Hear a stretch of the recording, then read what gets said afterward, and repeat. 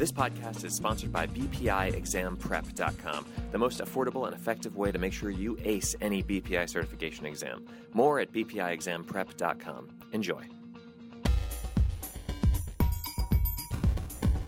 Welcome to the Building Performance Podcast from Green Dream Group in Chicago. I'm Corbett Lunsford, and today we're talking about trends in high-performance building and retrofits from the appraisal aspect with Sandra Adomatis, who is a high-performance homes valuation expert at the Appraisal Institute and the author of the upcoming book, Residential Green Valuation Tools. Sandra, thank you so much for being on the program. Well, thank you, Corbett, for allowing me to be here with you. So, what exactly is your task with trying to spread the gospel of high-performance homes? Well, actually, my task is to inform real estate appraisers on how to value, how to identify high-performance characteristics in a home so that we can serve the public with more credibility. And it takes somebody to really constantly be involved with the construction side, the technology side, to do the research, to spread the word so that we're always up to date on the new technologies that are out there and can apply tools that we've had for a very long time to those new technologies for valuation. I would like to get deep right away. Appraisers that I know tend to be not very valued themselves. The system that is set up through the mortgage crash and the legislation that came out has ended up, and if you don't know this, if you're listening to this, appraisers are incredibly underappreciated and underpaid generally for their job. How do you convince somebody who's already struggling just to make ends meet and companies that are set up in this way to add this to their toolkit? That's an excellent question. That's one I get asked all the time, and that's one of the biggest complaints from appraisers. This education and the research that is necessary to come up with a credible value opinion is costly to the appraiser. And in a lot of markets, high performance is just beginning to infiltrate the new construction and the retrofits. So there's not a lot of data out there. So to the appraiser who's been struggling for the last few years through the crisis that we have all experienced in the market, some of them have said, do I take a course and learn something new about high performance, or do I feed my family? When it comes down to that high performance, obviously, please. Yes, I would like to think that as an educator, but on the other side, I understand the decisions that appraisers have to make. But I think that's where the Appraisal Institute has played a great role to help our membership with constant articles and blogs and webinars, and of course our courses. The other thing that we've done is gone after some grants or sponsors that would help us offset the cost of the courses. A lot of people don't understand that courses are very expensive. If you do high quality, there's a lot of research involved. We have a staff, that technical staff of editors and publishers, and then you have 50 states that you have to apply for credit in that cost thousands and thousands of dollars for each course that we develop. Plus Puerto Rico. Yes, plus Puerto Rico. So, it is costing on the Appraisal Institute side. They're not making big dollars off that. So, but as far as your question goes, when the appraiser spends that extra money and he takes his time away from work to go to a class and learn more about high performance, they're losing income. Now, the goal is hopefully you'll gain some more business, but the likelihood in some markets is slim to nothing. And it may be years before you'll ever experience that first high-performance home in some of the smaller markets. I guess that's where it comes in from the outside. From my perspective, it looks like the appraiser is the meat in the sandwich between the mortgage lenders and brokers and the real estate professionals, and kind of stuck between those two parties. So you're at the mercy of them. Are you finding yourself reaching out a lot to real estate brokers and also to mortgage lenders? Oh, that's a great question, and one that I can give you a first-hand experience. This past year, I've had real success in working with the real estate industry, the sales industry. As a matter of fact, NAR National invited me down to the Virgin Islands to speak with their leadership, Steve Brown, the president, and then 5 states, the states they call the Southeast states, the presidents and incoming presidents. And Laura Stuckel and I gave them a half-day presentation on what high performance is. There were about 17 of the leaders there in the room, and it was exciting for me. There was only one of them that had ever heard of the SAVE Act. Only one of them had a NAR green designation, and most of them had not really understood what this high performance thing was all about. But once we got through with our session, lots of activity and conversations have occurred from that event, and now I've been asked to speak at the Florida Association of Realtors conference in Orlando, not one session, but 2 sessions. The president was so excited about this new technology of building that she wanted me to come and help enlighten realtors so they can better serve their public. Because if you don't understand what the benefit of a high performance is, it's very hard to sell somebody on why you should pay a little more to get something that's going to pay you back each month. Once we have the selling price kind of figured out with the appraisal and the realtor who knows how to express that, and then the mortgage lender who's willing to put the money behind it, that seems like more money for everyone. I mean, the price of a home that's high performance is slightly above the price of a typical home that doesn't work very well. In my mind, everybody would be jumping on board really fast. Is that what is about to happen? Well, I'm sure hoping so. If we change our marketing a little bit, I think I talked with you earlier about this. If people really knew the dollars per month and we sat and talked about it with our friends and neighbors, there would be more of an awareness of what a high performance does for that family. For instance, I think I told you earlier, I live in a 2,500 square foot house, and it's 20 years old. And when my husband and I purchased it, I told him I want to implement the things that I'm teaching people to implement in homes. Since this is not a new construction, it was well built, but it had some things in it that needed to be changed. Light fixtures. People don't realize how much money they spend per month in just lighting up their home. So we ripped out all the 20-year-old light fixtures, put Energy Star fixtures in, the LEDs. We took out windows now. Now, windows are a big investment. However, I plan to be there for a very long time. And as a person with allergies, heavy allergies, I was taking medication all the time. Put all new windows in, which helps stop a lot of the infiltration of dust particles and things of that nature. I don't take medicine very often anymore since I've moved into that home.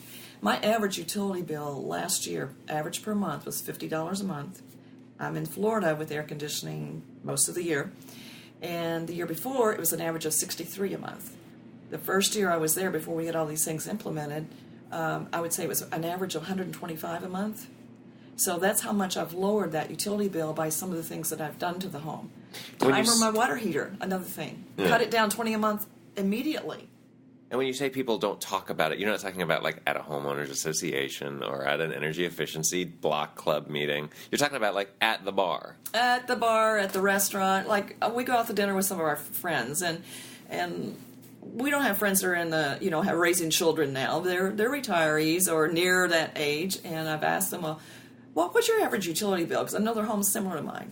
And they'll go $325 a month on an average, usually. Why? And I'll say, well, mine last year was $50 a month. You should see their jaw drop. I mean, they just can't believe the difference. And they'll go, how do you do that? And it's not that they can't afford the $325 a month, but why throw it away? If more people would have that conversation amongst their neighbors and friends, the builder and his wife, who's living in a nice high-performance home, talk with their friends. Their friends are going to talk with their friends. So you don't have to buy a new house to make it high performance. You can take an older one and retrofit it. Mm-hmm. Now, the retrofit will cost you more to tear out and to put new things in, but it doesn't necessarily mean you have to move if you love where you live. Right. Now, we haven't said the G word yet, but if they say, that's amazing, how do you do that? And you were to say, green building, what goes through their heads at that point?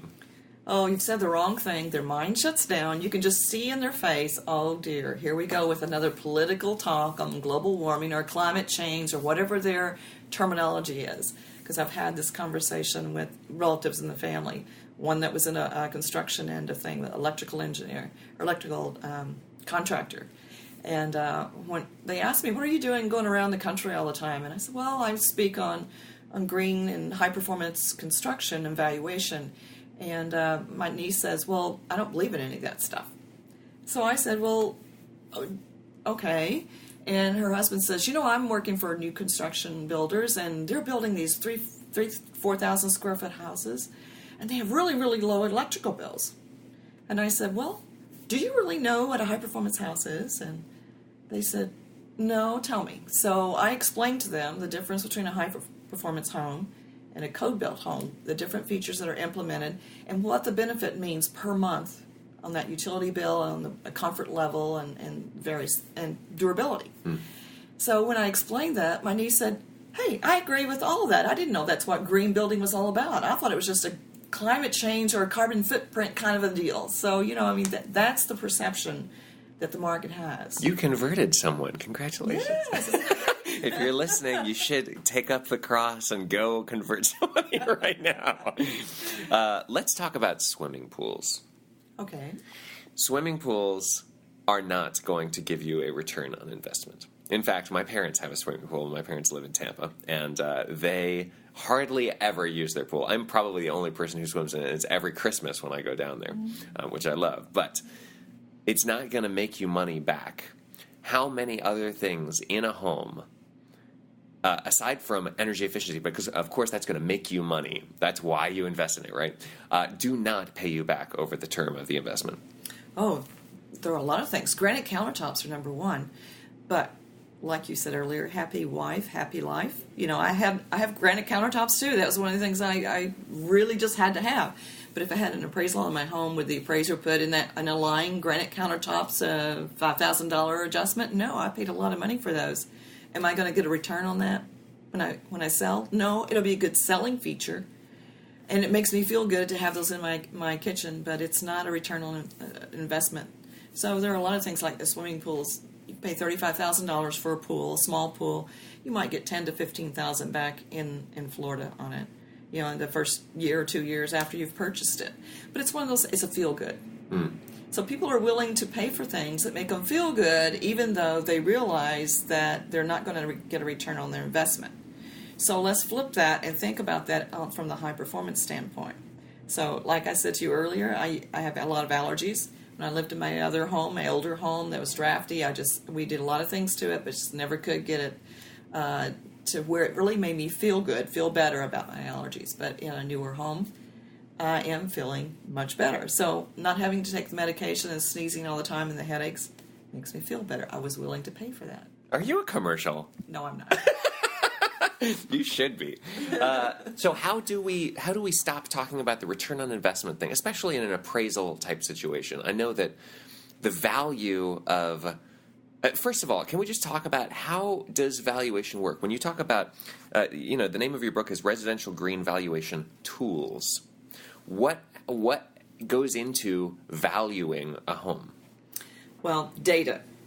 We have to have sales data that will support our valuation. Now, you've heard me talk about how I enjoy my home, it's high performance and all that good stuff. I have to put that aside, and because an appraiser needs to speak from the mind of the buyers and the sellers in the market. We have to mirror what the market is doing. So I put aside my feelings about how much I like that home, and I have to go in and look at the data. And I have to look at sales that would fall into the high performance category and sales that fall into the non-high performance. Compare those sales. Similar location, similar size. Is the high performance selling for more? In some markets, it is not, but it may sell faster. And I've heard builders say to me, I continue to build this way because I can sell more of them per year, so I make up for the profit I didn't make on the higher sale. But that, I think, will eventually change as the market begins to actually grab hold of what high performance means. But we'll just have to measure that in the market. And the other tools we have is the income approach. We can look at how much savings per month would a homeowner realize by living in a high performance home as opposed to that home next door that may be the same size but not built with the high performance features like the utility bill. $300 a month as compared to $50 a month. Okay, that's a lot of savings. Or $50 a month as compared to $125 a month. So, you've got to look at, there's a savings per month there. Are you talking about wrapping the utility savings into the appraisal process as opposed to the mortgage lending process? Yes. In the appraisal process, I've been in business for over 30 years, and the appraisal form that the mortgage lenders used is called the URAR or the 1004. Those are the two terms you'll hear for it. as long as I've been in business, they've had a line item in the sales comparison approach that says energy efficient features. For as long as you've been in business, which you just said is 30 years. More than 30 years. More than 30 years. Okay.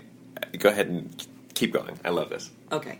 So if that is not something we are supposed to be considering, why has that been on that form and the sales comparison approach where you compare it to your sales? Why is it there? Is it just to fill the form? I don't think so. If you go back to the guidelines, the Fannie Mae, Freddie Mac, FHA, VA guidelines, their guidelines have said for years, if there are any energy efficient features in the home and you can support that they contribute value to the home, you should make an adjustment. But it has to be a supported number. So I can't just say, well, okay, the builder charged 7% more, so I'll put that under energy efficiency. I have to look at the market and say, what's it doing in this local market? Do I have any sales that show more houses are selling, the new construction is starting to all move that way? Is there a trend in this market? Or is there a trend in this neighborhood of older homes for retrofit? And then can I find a sale or two that I can prove that there is a little bump in value for the high performance features? Then I can also use secondary methods like the cost approach. I can look at Marshall Swift or look at local cost. How much more did they pay for a premium package to get this energy efficiency feature? Let's say it's $9,500 for a home. And so then I look at sales. Maybe the sales are telling me, maybe I could find $2,000 difference, maybe. And then I do an income approach. So I'll take the present value of those energy savings or a gross rent multiplier if I had some rentals and a gross rent multiplier. Then take all three of those, look at them and say, okay, what's my range of potential value? So maybe for all the features there for high performance, I can find $2,000 to $9,500 is the top because that's what the cost package is. Reconcile which one seems to have the most credibility. Those are tools we've had in our toolbox for more than 30 years. My husband is an MAI. He's taught these classes since the 60s or 70s, and that's been a method we've always had in our toolbox. But for years we've kind of gotten away from that. Another feature that you might be interested in is in 1989, Fannie Mae and Freddie Mac came up with a form, an addendum they called the Energy Efficiency Addendum. And it was for appraisers to identify energy efficient features in a home. And at the bottom of the form, it gave the income approach for energy savings. So we filled in the blank, did the calculations that they gave us, and a little note on there said, if this is higher than cost, then you use cost. So that was 1989. Let's roll forward. We're in 2014, and some underwriters are saying the income approach is not applicable to residential properties. Why isn't it? Doesn't a buyer consider what a home is going to cost them? And if it's a buyer who is the buyer? If the buyer is looking for a high performance home, they're thinking about the energy savings they have. So that's a money issue that they're thinking about. It's income. The income they're not throwing away, they're keeping in their pocket. So, it is an approach that an appraiser should consider. But I always go back to, if you're in a market and all your sales show you that the market's just not paying a dime more, they're going to have to go with that zero. But look at the days on the market, explain the trend. The appraiser needs to do all the analysis. The other thing we need to remember is that all appraisers fall under a minimum guideline called USPAP, or Uniform Standards of Professional Appraisal Practice. Those guidelines tell us that even a zero requires just as much support as any other number, a $20,000 adjustment. So an appraiser that comes up with zero and says, well, I don't have any support for the zero, they have to have support for that. Yeah. Have you looked at the market? Where's the facts to support your zero? So it takes just as much work to come up with a zero as it does to come up with $20,000. Being an appraiser sounds hard. Well, we're kind of like a bouncing ball. We're always between that buyer, realtor, and the underwriter or the lender. There are all kinds of guidelines we have to follow. So I'd like to talk about the SAVE Act for a minute. And as I understand it, one of the features of that is that it's talking about mandating the inclusion of this feature, but what you just said is that it's already included in an appraisal form, and if you're not going to put anything in there, you have to have backup for it. So what exactly does the SAVE Act do? Well, actually, they've changed some of the terminology on the SAVE Act. I don't know if you're sitting on the session yesterday. Actually, they think it might go through as an attachment to another bill, but they've changed the wording on it, and it's going to be an optional thing. So if the borrower goes to the lender and says, I want you to use the methodology from the SAVE Act, at least that's what I heard yesterday, then the lender, the energy efficient lender, would use the savings in the debt ratio. But isn't that already an option? Well, on energy efficient mortgage, I believe it is in some of the programs that they have out there today. The way the SAVE Act was originally written, it would have been just automatic. But with the wording that's come out, it's really watered it down, in my opinion. That's not the Appraisal Institute's opinion, but in my opinion, that's not going to be as strong for the market as the original bill as it was written. In my experience, I'm more interested in driving the market to do it rather than have the government officials, which I don't trust any of them at this point. I've been in business for 6 years, and they're always saying, oh yeah, we're going to have some legislation that's going to help you. They never have. So I'm not going to hold my breath. But as far as getting the market to drive it, does an appraiser look at the MLS for comps? Is that how that works? Yes, and right now the MLS is really our only database that we can look at to find high-performance homes. If the typical buyer in the market would say, oh yeah, I can go on Zillow, Trulio, and find all sales information. If you go onto those two websites, you're not going to find high-performance features listed as a criteria there. So, and then a lot of the appraisers do not have access to Resident's database to find out information about the high-performance features of a home. We don't have access to any of DOE's or EPA's website or GBC or any of the other organizations. Their websites are all considered private, proprietary information. And I can understand the privacy. Why would they want to share it with you so that you could so that I can really know what's going on? So it's been a real education deal to get.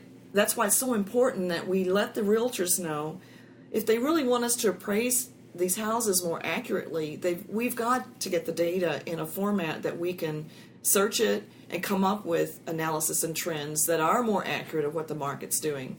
For instance, our MLS has green fields in South Florida. And last week I was doing some research and I ran to find net zero energy homes.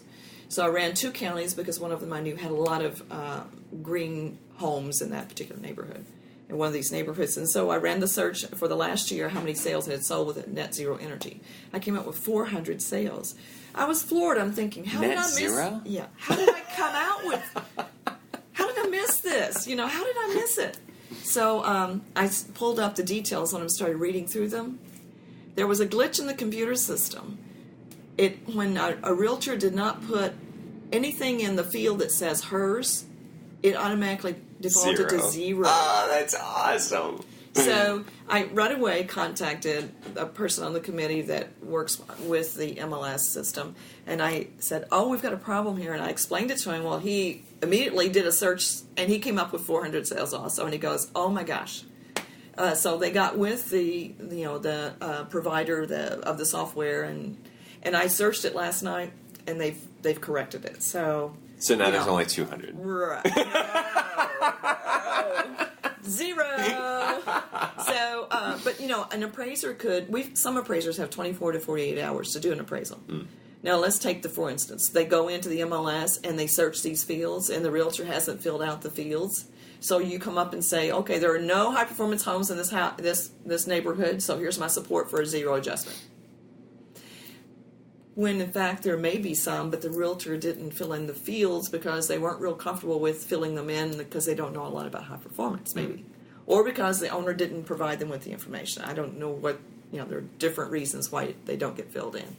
The other thing, what if an appraiser grabbed that 0, HERS index, and compared it to a net zero energy home? Can you see where that would affect the valuation? They're not comparing apples to apples, right? Yeah. Mm-hmm. And it would be the appraiser would have to call every realtor that sold the properties to say, is this really net zero energy? And half the time they'll go, no, I don't know why I put that in there. I don't know why a zero's there. I don't understand. What is net zero energy would probably be the first question. How many MLS systems, and by the way, that's multiple listing service, that's the cut sheets that you see for every property. How many of them actually have green features that can even be listed? There are 850 MLSs in the U.S. And out of that 850, 185 have green fields. Now, in 2009, NAR National Association of Realtors did produce a mandate that all MLSs implement green fields, but it hasn't happened yet. So, we have, as appraisers, we have a real limited data base that we can draw from. And that's one of the big reasons that the Appraisal Institute came to Resident, too, is to provide information from the valuation side of how Resident's raters can be important to what we do. And once they start populating the Residential Green and Energy Efficient Addendum that the Appraisal Institute published, that will help appraisers get the full details of the high performance side of a home in a more accurate format than we get out of the MLS. As an educator, is it more frustrating to you to not have 600 and something MLSs even have the ability to list this data, or to have the 185 that are there blank? Well, it's frustrating both ways. 185 with MLS features, and they're not populated or they're incorrectly populated. I mean, there's always going to be that problem out there. That's why it's incumbent upon the appraiser to verify the data. Another reason why an appraiser needs more than 24 hours to do a credible appraisal assignment, especially if it's high performance, and that goes back to the value of the appraiser. Most appraisers in this market around the U.S. are telling me they get zero more for doing a complex appraisal assignment like a high performance home as opposed to a regular home, or maybe $50 more. But I can tell you they're going to spend 3 times as long doing the research and really coming up with a credible value opinion on a high performance home. It is a shame that our profession isn't valued. Can you explain how the appraisal system works? Like, I'm an appraiser. How do I get a job? How do I get paid? Where does my report go? I mean, what's the life of an actual appraiser on the ground like? Well, to start out with, it's a little harder today than it was back when I first started. I started working under an MAI from day one. What does that stand for? MAI is a designation produced by the Appraisal Institute. It's for commercial, industrial appraisers. They have expertise in a wide variety of properties. Where I have an SRA, which is designated by the Appraisal Institute as a specialist in residential property types. And I'm also certified general as a state license, which means I can do all property types that I am competent to do or have the knowledge of. But today, an appraiser has to have a associate's degree on the residential side, so a 2-year degree. And then you have to take a set of courses, and you have to work under someone for 2 years as a trainee, like an internship type thing. And to find someone today that really has a passion for training you and training you appropriately is very difficult. Because is the person who's training you also making not enough money? I mean, these people also working underneath somebody who's working for somebody else? Right. Well, think about it. You're going to be splitting your appraisal fee. Let's say you're the appraisal management companies that give out the appraisal work for the lenders. They have a cut out of that, the fee that they get from the lender, which is only several $100s. Probably right? Less than $500. I have seen okay. I have seen very low fees on the appraisal side that for the lender work, and so then that trainee splits whatever they get with their supervisor, because their supervisor is taking their time to train them, and it is a liability for a supervisor. Because the supervisor has to sign every report that trainee does. And when they sign that report, they're held 100% responsible for everything in that report. So that's another reason why, with the meltdown in the market, our E&O, our errors and omission insurance has gone up quite a bit. So to take on the responsibility of a trainee is something that's not as rampant as it used to be in the market. And a lot of the state laws have cut down. Used to, there was an appraiser that I know of that had 65 trainees under them. Now, do you think that you could look at every report that sold 65 appraisers today? No problem. So the state law has cracked down on that, and a lot of them will limit you to 2 appraisers under you as a trainee. So are you saying that? So I'm a trainer or a supervisor, and I have somebody come to me and say, "Hey, I'd like to mentor under you as an apprentice, essentially, for 2 years." And we'll literally go out to jobs, and we'll split the fee, and you'll still have to do all the work. I'm just going to do it first, and then you have to just double-check everything. Is that correct? And split your fee with them, yes. Now, think about that. Whose idea is that?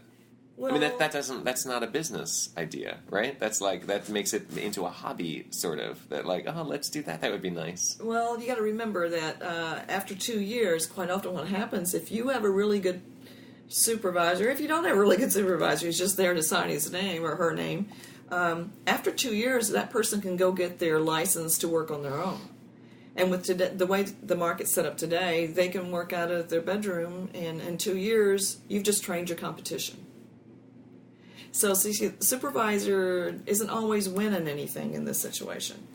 But again, I think good people, that have a good reputation and have a heart to train people, we need more of those. We need young people coming into our profession, because there will always be a need, as far as I'm concerned, for a real estate appraiser. If the lending world decided to get rid of the appraisal as part of the process, there will still always be people divorcing and splitting up their assets. There will always be people dying, and there's going to be heirs that need to split the assets. There's many different reasons for appraisals. People are always suing people. And so, there are a lot of aspects that appraisers can get into to make a living. And the biggest thing is I encourage young people, yes, get into the business, but do it for the right reasons. You're not going to make big dollars in the beginning, but if you really learn and get in there and do it the right way and gain a good reputation, you'll have a good life. And someday you might have 65 trainees under you. Yeah, no. Back in the good old days. No. Sandra, thank you so much for being on the show. You're welcome. Thank you. Sandra Adomatis is a high-performance homes valuation expert at the Appraisal Institute. You've been listening to the Building Performance Podcast from Green Dream Group in Chicago. I'm Corbett Lunsford. Tune in next time.